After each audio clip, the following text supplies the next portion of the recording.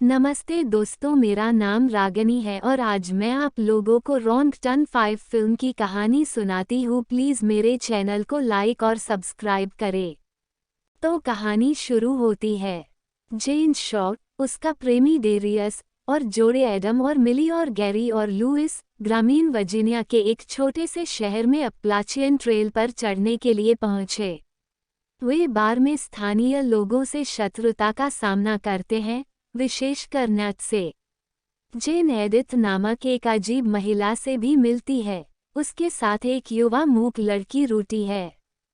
वे अपनी चढ़ाई शुरू करते हैं और चेतावनियों के बावजूद एक पुराने किले को खोजने के लिए रास्ते से हट जाते हैं। एक विशाल पेड़ का तना पहाड़ी से लुढ़कता है और गैरी को कुचल देता है।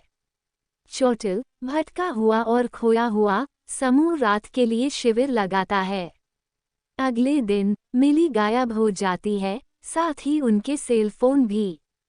उन्हें 1859 की एक पट्टिका मिलती है जिसमें फाउंडेशन कहे जाने वाले पहाड़ों में बसने वालों के एक समूह के निर्माण की याद दिलाई जाती है, जो मानते थे कि संयुक्त राज्य का अंत निकट था।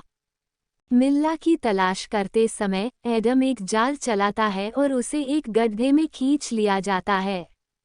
जेन, डेरियस और लुइस बैकपैक्स और कपड़ों से भरे एक खलिहान में आते हैं, फिर एडम को एक खंभे पर लटकाते हुए देखते हैं, जो अजीब वेशभूषा और जानवरों की खोपड़ी के मुखौटे पहने दो आदमियों के बीच ले जाया जाता है।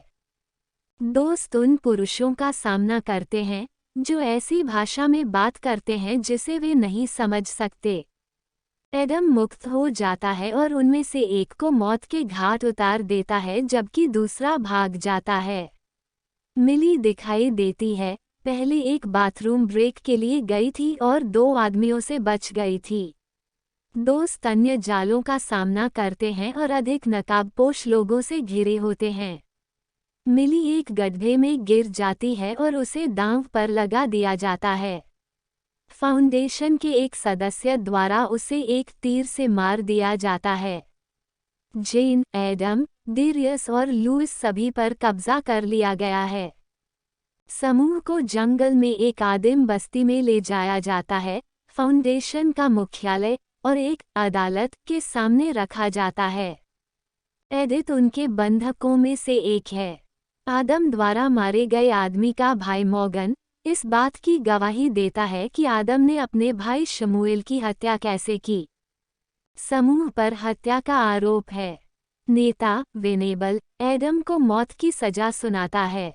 दूसरों को अंधेरे की सजा सुनाई जाती है। एडम मुक्त हो जाता है और रूटी को बंधक बना लेता है, अपने दोस्तों की रिहाई की मांग करता है। एडम के पैर में छुरा घोंपने के लिए रूटी एक छुपा हुआ ब्लेड का उपयोग करता है। उसके बाद वेनेबल द्वारा अपने दोस्तों के सामने उसे मार दिया जाता है, जो सैमुअल को मारने के लिए इस्तेमाल किए गए लॉग का उपयोग करके उसे पीट कर मार डालता है। लुइस भागने की कोशिश करता है और वेनेबल उसे एक गर्म पोकर के साथ अंधा कर देता है।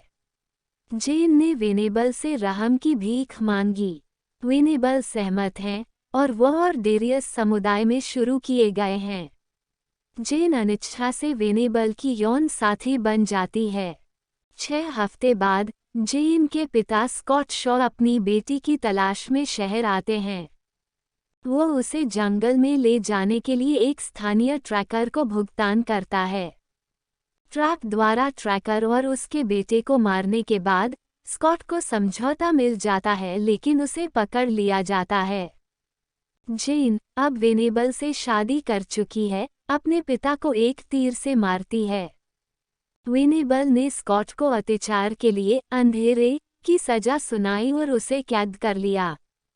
उस रात जेन ने अपने पिता को रिहा कर दिया, यह खुलासा करते हुए कि उसने केवल उसे गोली मारी ताकि संदेह पैदा न हो। वह डेरियस को अपने और स्कॉट के साथ भगाने की कोशिश करती है, लेकिन वह जाने से मना कर देता है। रूटी उन्हें वेनेबल से पहले भागने में मदद करती है और दूसरे कृषक उनका पीछा करते हैं। वे लुइस सहित अंधे और कांपते कैदियों से भरे एक भूमिगत कक्ष की खोज करते हैं। जेन मसी उसे मारता है और स्कॉट के साथ भाग जाता है। एडिथ सहित कई कृषकों को मारता है। उनका सामना नेट और अन्य सशस्त्र नगरवासियों से होता है जो मदद करने की पेशकश करते हैं। खेती करने वाले उन पर हमला करते हैं, जेन को घायल करते हैं, लेकिन स्कॉट और जेन बच जाते हैं। कई महीनों बाद जेन और उसके पिता अपने सामान्य जीवन में लौट आए हैं। जेन अपनी सौतेली माँ से मिलने जाती है, लेकिन उसे पड़ोस में वेनेबल और रूटी का स्वागत करने की प्रक्रिया में पाती है। जेन ने वेनेबल का सामना किया, जिसने नोटिस किया कि वह अपने बच्चे के साथ गर्भवती है। वह जेन को अपने साथ फाउंडेशन लौटने के लिए कहता है। जेन इस शर्त पर सहमत है कि वेनेबल फिर कभी उसके परिवार के साथ हस्तक्षेप नहीं करेगा। वह, वेनेबल और रूटी एक मनोरंजक वाहन आरवी में ड्राइविंग करते हुए निकल जाते हैं। अंत क्रेडिट रोल के रूप में जेन आरवी को एक खड़ी कार में दुर्घटनाग्रस्त होने का कारण बनता है। जेन ने वेनेबल को चाकू मार दिया और दूसरे कृषक, आरवी चालक को भी मार डाला। जब वह अपने परिवार के घर की ओर वापस जाती है तो वह रूटी का हाथ पकड़ लेती है।